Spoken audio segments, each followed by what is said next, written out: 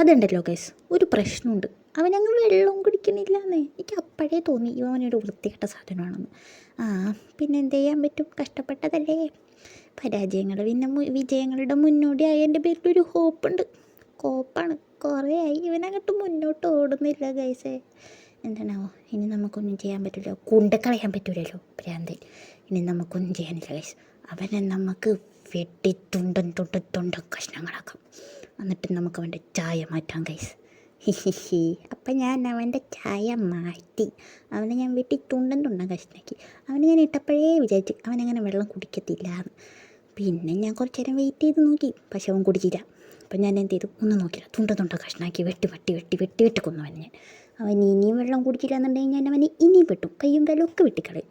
പാട്ടി കഷ്ടപ്പെട്ടതല്ലേ ഞാൻ ഒന്നില്ലെങ്കിലും അതിൻ്റെ ഒരു നന്മെങ്കിലും കാട്ടണ്ടേ തേണ്ടി. മര്യാദയ്ക്ക് ഇനി വെള്ളം കുടിച്ചോളണം പാട്ടി.